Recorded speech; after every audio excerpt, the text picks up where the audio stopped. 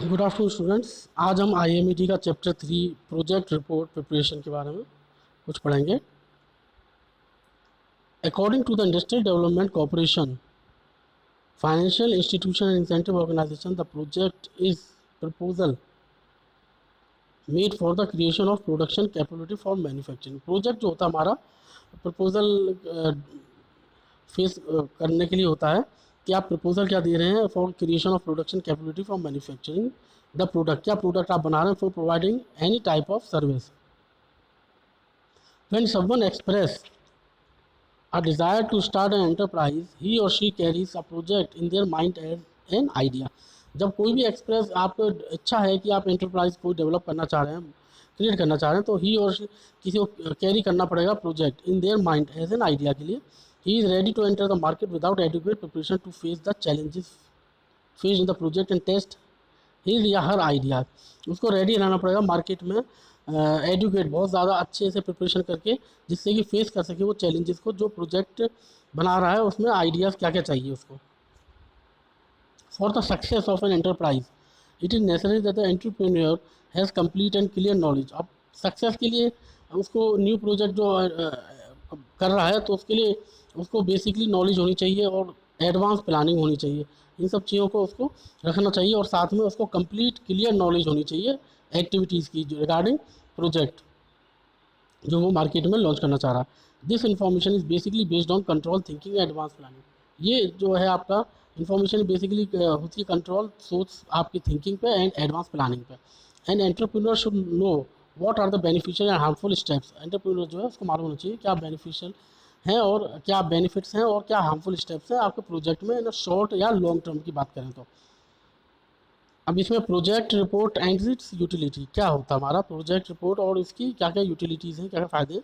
The project report consist of a detail study on the topic ranging from general matters of an enterprise. Project report जो होती है उसमें पूरा आपका detail study होती है जिसमें कि आपका रेंज किया जाता है general matter of an entrepreneur के लिए। Entrepreneur education technical qualification is prior experience is confidence competence and knowledge the demand for production in the market in the current companies to meet their demand.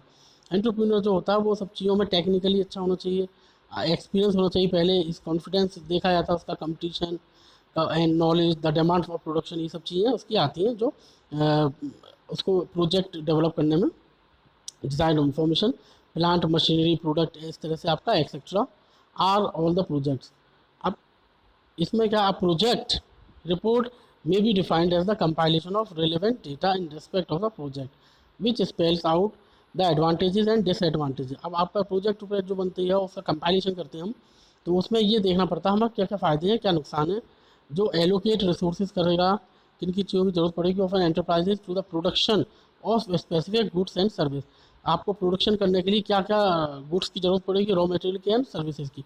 This project report give the information regarding, ये project report आपको information देती है what is the item production, क्या आपको item कौन सा item product करना है, where the production will be carried out, कहाँ पे आपका प्रोडक्शन अपना रखना है या देना है करना है production, total investment in the project, आपका प्रोजेक्ट में कितना इन्वेस्टमेंट आएगा, रिक्वायरमेंट ऑफ वर्किंग फोर्स पर देखना पड़ेगा, arrangement for sales and expecting profit and loss, आपको अरेंजमेंट भी करना पड़ेगा सेल्स का जो आपको एक्सपेक्ट होना है, आप एक्सपेक्ट कर रहे हैं प्रॉफिट और लॉस का।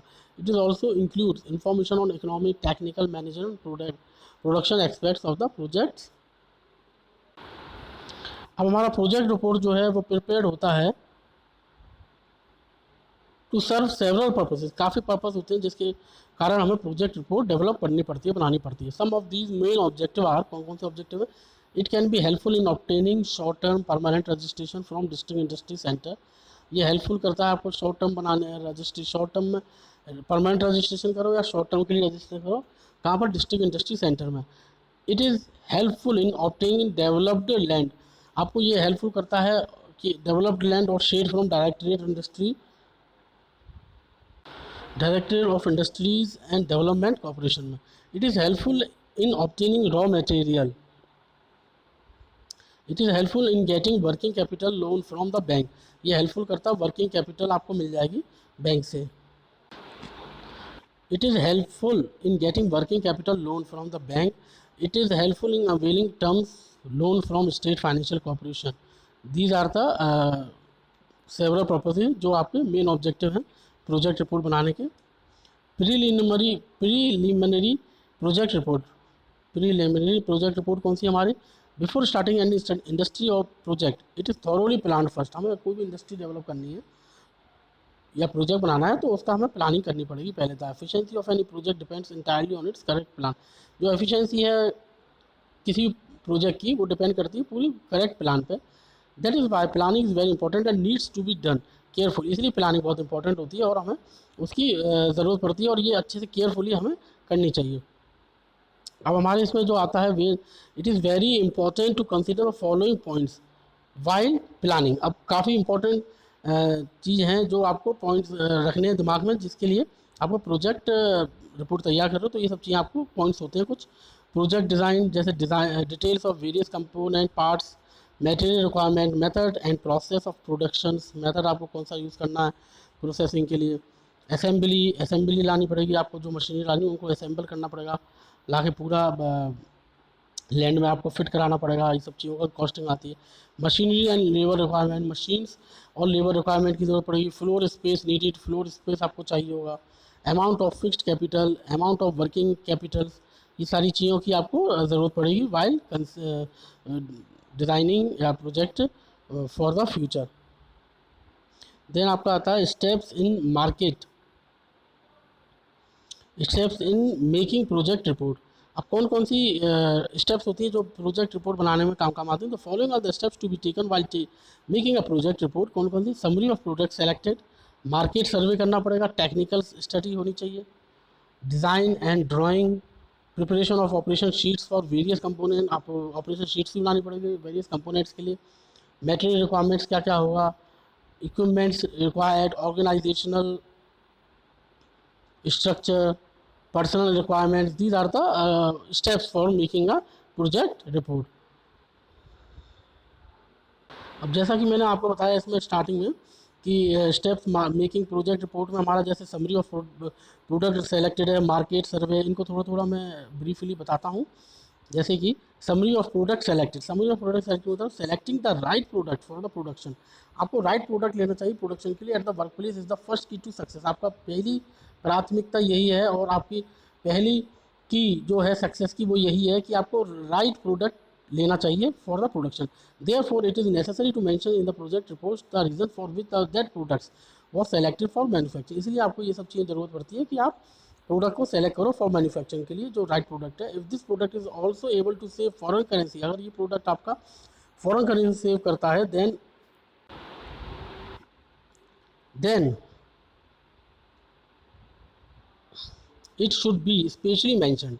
The capabilities, attitude, financial condition, experience, skills, etc. of entrepreneur should be taken into consideration while selecting a product. ये सब चीज़ों की आपको रिक्वायरमेंट पड़ती है। ऐसे ही हमारा ब्रीफ डिस्क्रिप्शन में है मार्केट सर्वे। तो मार्केट सर्वे में क्या हमारा the main objective of market survey is to get information related to the economic and social fact. Economic वहाँ का सोसाइटी का आपको लेना पड़ेगा, इकोनॉमिक आपको देखना पड़ेगा मार्केट की कैसी इकोनॉमी, कि कितना कस्टमर्स उसको परचेज कर रहे हैं economy. In which the selected product goes for sale, आपका सेलेक्टेड प्रोडक्ट जो है सेल के लिए जाएगा। Market survey helps in deciding the product and it's cost. Market survey he decide करेगा कि प्रोडक्ट की कॉस्ट क्या है, डिज़ाइन कैसी रखी जाएगी। What will be the size and type of enterprise, आपको साइज और टाइप एंटरप्राइज देखना पड़ेगा किस तरह का है। Will it depend on the demand for the product in the market and how it is. अब नेक्स्ट पॉइंट हमारा इंपॉर्टेंट आता है, लास्ट पैराग्राफ है। It is necessary to consider the following points while conducting market survey. कौन कौन से हमारे point हैं जो नेसेसरी हैं हमारे? Product demand in the market, the method adopted for selling, हमारा अडोप्ट करने का कौन सा तरीका है सेल करने के लिए। प्रोडक्ट कौन सा डिमांड में है मार्केट में, possible new market for the product, possible हो सके नई मार्केट्स में वो प्रोडक्ट को लॉन्च कर सको। The consumer views and expectation about the product, product size क्या है हमारा, quality, design according to customer demand. Can the product be sold directly to the large enterprise और गवर्नमेंट स्टोर, क्या आपका प्रोडक्ट डायरेक्टली लार्ज एंटरप्राइज या government को आप store को सेल कर पाएंगे। देन आता हमारा ऐसे फोर्थ पॉइंट है quality control. Quality is directly related to the needs and expectation of the consumer. Along with increasing quality, production cost also increase.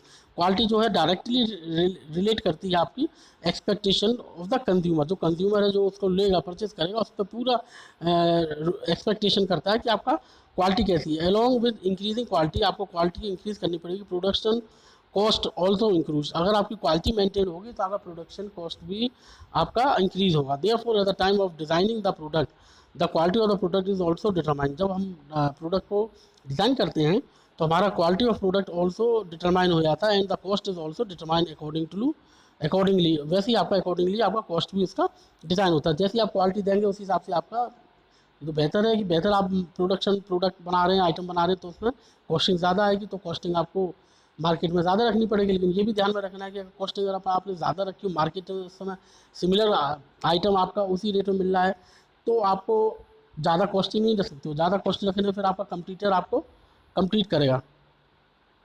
ऐसी कॉस्ट एनालिसिस है. तो total cost of product is obtain by inviting and adding the following expensive for fixed period of time. क्या क्या है? Material cost, labour cost, factory cost, administration cost, sales cost and distribution cost. ये आपके cost analysis हैं जो आपके खर्चा होना ही होना है जब आप ये प्रोडक्ट बनाएंगे. देन आता है आपका बजटिंग. बजट भी आपको देखना पड़ेगा कि आपका बजट इतना ज़्यादा नहीं आया. प्रोक्योरमेंट ऑफ फाइनेंस भी आपको देखना पड़ेगा. With the help of critical feasibility report, the total investment required to start an enterprise can be estimated. Total investment कितना आएगा आपका एंटरप्राइज को ऑर्गेनाइज करने में या करने के लिए, तो आपको ये भी एस्टिमेट निकालना पड़ेगा. The entrepreneur then decide whether he can raise all the investment. अब एंटरप्रेन्योर जो है उसको डिसाइड करना पड़ेगा कि वो आगे बढ़ा पाएगा इन्वेस्टमेंट इतना फ्रॉम द सोर्सेज, अपने सोर्सेज से, या फिर raise some part of the financial from external financial institution, या फिर उसे लोन लेना पड़ेगा फाइनेंशियल इंस्टीट्यूशन वगैरह से. ये सब चीज़ें हैं. देन द नेक्स्ट टॉपिक जो आता है हमारा वो है information required by financial institution, development corporation and other government department in the project report. The project is evaluated by the above organization department agency for the following information. कुछ information के लिए ये सब चीज़ें अबव ऑर्गेनाइजेशन डिपार्टमेंट लेती हैं. क्या लेती हैं? Managerial and entrepreneur ability of the entrepreneurship, socio financial benefits that occur after commencement of project, product demand in present and future. Product की डिमांड फ्यूचर और प्रेजेंट में कितनी होगी. टेक्निकल फिजिबिलिटी भी देखी जाएगी. Financial status of the project देखा जाएगा आपका. अब एक दो कुछ ब्रीफिंग बताता हूँ. मैनेजरियल एंड एंटरप्रेन्योरशिप एबिलिटी में कैसे करता है. Successful entrepreneur has great managerial and entrepreneurship traits. Therefore all the financial institutes are keen to know whether the entrepreneur has this quality or not. इसलिए फाइनेंशियल इंस्टीट्यूट जो है वो देखती हैं कि ये सारी आपके अंदर क्वालिटीज़ हैं या नहीं. अ project report should contain a detail description. Project report जो आप बनाते हो वो उसमें डिटेल डिस्क्रिप्शन होना चाहिए. आपकी एजुकेशन क्वालिफिकेशन जिसमें कि आपकी सब चीज़ें आएंगी. फैमिली बैकग्राउंड क्या है, old experience of industry, trade का, सर्विस का, नॉलेज ऑफ अदर इंडस्ट्री, आपको अदर इंडस्ट्री कितनी नॉलेज है, ability to collect new ideas etcetera. These are the managerial and entrepreneurship abilities. Then आता है आपका socio financial benefits. Socio financial benefits में आपका in an economy like India where sources are extremely scarce, planning and using the source of priority basis is necessary. अब हमारे India में economy की बात करें तो हमारे सोर्सेज आर एक्सट्रीमली स्कैर्स, काफ़ी हैं, एक्सट्रीमली बहुत हैं सोर्सेज हमारे पास. Planning and using the source on priority basis. Planning और प्रायोरिटी जो है हमारी सोर्सेज की वो प्रायोरिटी बेसिस पर रहती है जो आपकी ज़रूरत है, नेसेसरी है. Financially institute receive a large number of application for loans everywhere. Financial institute जो है रिसीव करती है लार्ज नंबर ऑफ एप्लीकेशन आती हैं लोन के लिए जो फाइनेंस कराती है company organisation. Due to limited resources इनका पास limited, this institute provides financial assistance to only those project which are better than other on the basis of social finance. अब उसमें ये देखा जाता है कि किसका प्रोजेक्ट बेटर है देन अदर कंपनियों से, उन्हीं को वो प्रोजेक्ट की फाइनेंशियली हेल्प की जाती है. इसके बाद आपका जो आता है टेक्निकल फिजिबिलिटी में आपका क्या है. In addition to the above information it is also necessary to include the technical information of the project in a project report. आपको टेक्निकल इन्फॉर्मेशन भी इसमें इंक्लूड करना पड़ेगा टेक्निकली, कि आपको प्रोजेक्ट रिपोर्ट जो आप प्रोजेक्ट कर रहे हो उसमें टेक्निकली कितना आप स्ट्रॉन्ग हो। The feasibility of project is determine the basis of engineering and technology from the technical information. इसमें ये देखा जाएगा कि आपके पास फिजिबल, आप कितना ट्रांसपेरेंट हो कि अपने टेक्निकल इंजीनियर्स वगैरह को हायर कर पाएँ और टेक्निकल इन्फॉर्मेशन जिनसे आप ले पाएँ। The following information should be included in the project report. कौन कौन सी प्रोजेक्ट रिपोर्ट हमारी आती है? प्रोसेस टेक्निक, इसमें क्या था, project report must be the process that entrepreneur has chosen or for his project and consider in the best. अब project report की प्रोसेस जो है वो एंटरप्रेन्योरशिप के द्वारा चूजन की जाएगी फॉर हिज प्रोजेक्ट, जो जिससे कि ये दिखाया कि ये बेस्ट है। Although a product can be manufacture by more than one manufacturing technology. Although, इसके अलावा ये दिखाया था प्रोडक्ट आपका है जो एक से ज़्यादा मैन्युफैक्चरिंग टेक्नोलॉजी यूज़ कर रहे हो आप। The best is selected by the entrepreneur based on the economy and advance technology. Then आता है आपका economic structure of the unit. Each unit has a minimum each structure has a minimum economic structure, so it is not possible to run the project if it is reduced। Her unit का कम से कम economic structure होता है, इसलिए ये सब possible नहीं हो पाता कि प्रोजेक्ट को कम किया जाए। The minimum economic structure should be clearly mentioned in every project report. Minimum economic structure जो है वो बताया जाता है एवरी प्रोजेक्ट रिपोर्ट में। इस तरह से आपका adequate and proper plant and machinery, आपके पास एडिक्वेट अच्छे प्रॉपर मशीनरी प्लांट भी होना चाहिए, जो आप प्लांट बना रहे हैं प्रोजेक्ट के लिए वो हो आपके पास available. Utility of equipment, cost, availability of spare parts, basis of selection should be also be clearly mention in the project report. Then आपका पार्ट आता है next, common errors in project report preparation, that is new topic. Project reports are important documents that require special attention while being prepared. Although each entrepreneur carefully builds the project, the following are the common errors found in project report preparation। जी ज़्यादातर common error हो जाती है project report prepare करने में। तो हमारा कौन सा आता है? पहला point product selection. Product selection का आता है point, it is generally found that some entrepreneur choose the product applied for their enterprise. ये देखा गया है कि एंटरप्रेन्योर जो होता है वो प्रोडक्ट को अप्लाई कर देता है अपने एंटरप्राइज में। That selected then they selected the product irrespective of various aspects of the product such as market for the product, possible future demand, competition. ये सारी चीज़ों को वो नहीं ध्यान में रखता है। और style of living jeans, availability of labour and raw material, technology etcetera must be difficult later. ये सब चीज़ें जो आएंगी प्रॉब्लम, ये शुरुआत में तो देखा जाता है प्रोडक्ट में कि हम ये सब चीज़ें करेंगे, लेकिन बाकी आगे लेटर अगर फ्यूचर की बात करें तो इन सब चीज़ों के बाद प्रॉब्लम आती है कंपटीटर के साथ झेलने में। This is why special care should be taken while selecting the product. आपको प्रोडक्ट सेलेक्ट कर रहे हो तो ये सब चीज़ें आपको सोचनी पड़ेगी कि आपको भविष्य में क्या प्रॉब्लम आएंगी। देन आता है आपका utility, capacity utilization estimation. Entrepreneur over estimate the capacity of their enterprise. Entrepreneur जो होता है ओवर एस्टिमेट कर देता है, जो उसका एस्टिमेट है कैपिटल लगाने का वो ओवर एस्टिमेट कर देता है। Their estimate is based on completely wrong expect. अब उनका जो सोच है वो गलत हो जाती है बिल्कुल कंसेप्ट पे। In which the current state of enterprise, poor market condition or competitive environment is completely ignored. अब पुअर मार्केट कंडीशन में वो कम्पिटिशन एनवायरनमेंट में कम्प्लीटली इग्नोर हो जाता है ड्यू टू ओवर एस्टिमेट जो उसने अपना लगाया एस्टिमेट कैपिटल लगाने के लिए। And application for wrongly made business plan comes under financially fraud. अब जो एप्लीकेशन आपने गवर्नमेंट में उसमें लगाई है एंटरप्रेन्योरशिप के लिए, वो आपकी फाइनेंशियली फ्रॉड मतलब झूठी दायर मानी जाती है। Therefore it is necessary to assess the utilisation of capacity of an enterprise on the basis of correct data. जो आपके पास करेक्ट डेटा मिले उसके हिसाब से आपको एंटरप्राइज की कैपेसिटी को लगाना चाहिए जितना आपको कैपिटल लगाना। देन आता है मार्केट। देन है आपका market study. Market study the production of product is ultimately to earn profit by selling it in the market. आपका प्रोडक्शन जो प्रोडक्ट का हो रहा है वो अल्टीमेटली फाइनली प्रॉफिट देगा बाय सेलिंग इट मार्केट में, जब आप बेचेंगे इसे। That is why it is necessary to study the demand and supply. इसलिए आपको ये सब चीज़ें जरूरत पड़ती हैं कि आपको डिमांड और सप्लाई देखना पड़ेगा प्रोडक्ट का इन द मार्केट में। But some entrepreneurs completely ignore the. कुछ एंटरप्रेन्योर्स जो है वो इनको कंप्लीटली इग्नोर कर देते हैं और स्टडी नहीं करते हैं assess demand and supply by accepting their blood thoughts. धुंधले झूठे थॉट्स पे वो विश्वास करते हैं and scatter the baseless information by as a truth. जो बेसलेस, जिसका ज़मीन से ही नहीं जुड़ा हुआ, बेस ही क्लियर नहीं है, और वो उन आधारों पे वो मार्केट में अपना बिजनेस लॉन्च कर लेता है या अपना प्रोडक्ट को लॉन्च करता है। तो buying doing this the business can suffer a lot. अब इन सब चीज़ों के कारण उसका बिजनेस जो है काफ़ी लॉस में आता है। Technology selection, the technology required for the production variety varies from product to product. अब टेक्नोलॉजी भी आपकी डिपेंड करती है प्रोडक्ट टू प्रोडक्ट पे, depending on its nature, जो नेचर है। Sometimes in nature order to get the desired profit entrepreneur select the technology that doesn't correspond with their financial situation. अब वो कभी कभार ऐसा अपनी इच्छा रखता है प्रॉफिट लेने के लिए टेक्नोलॉजी, ऐसा वो टेक्नोलॉजी को यूज़ कर लेता है जिससे कि फाइनेंशियल सिचुएशन में प्रॉब्लम आती है। In the absence of technical feasibility the project is likely to fail.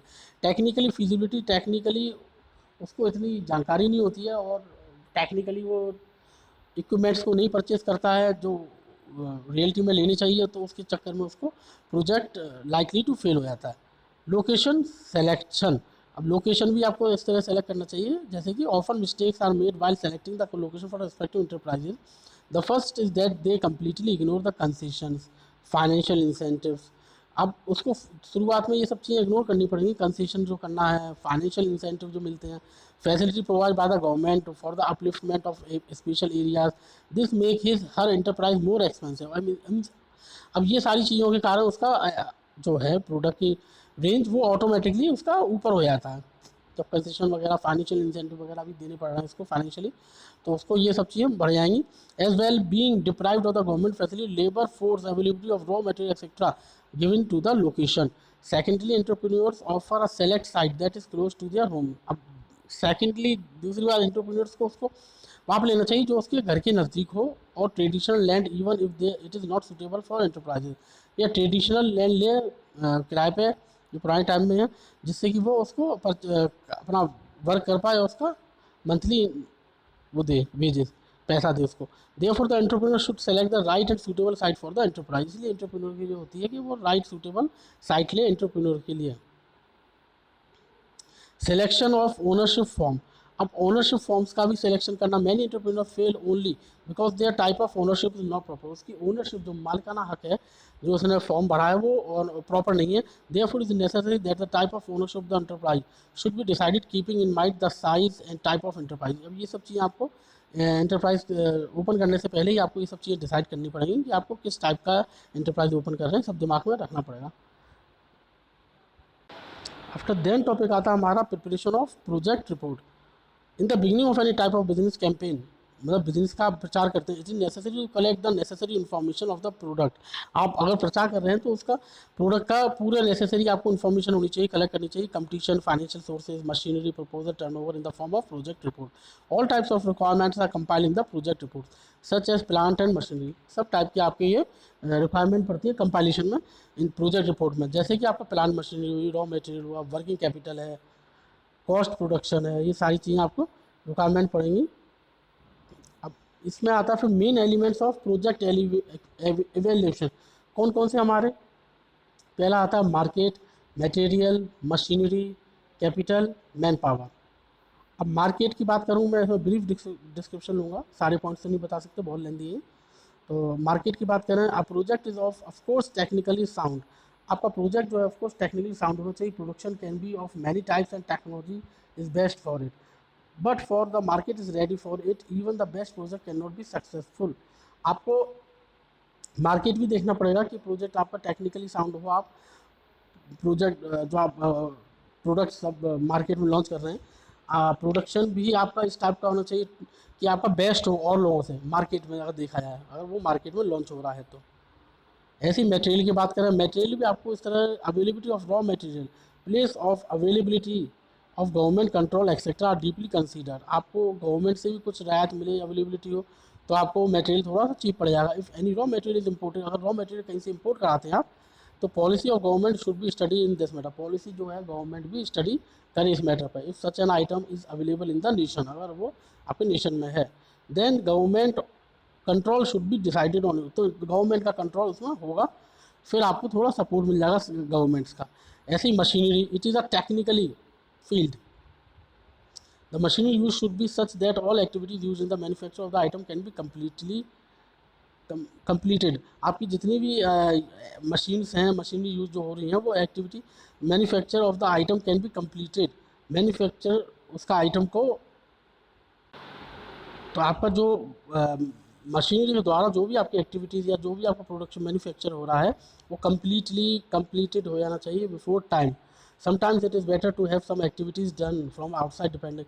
कभी बार ऐसा भी पड़ता है, हमें हालात बढ़ते हैं कि बाहर से मशीनरी की लोगों की हेल्प लेनी पड़ती है, तब वो आपका हो पाता है। कहीं ऐसा ना हो कि आपका मशीनरी जो आपने परचेज़ किया बीच में आपको प्रॉब्लम दी जाए। The practical machines to be installed should be reliable. जो आपने प्रैक्टिकली मशीन भी इंस्टॉल की है वो रिलायबल होनी चाहिए, गुड क्वालिटी होनी चाहिए। Inexpensive machine can reduce the initial expenses.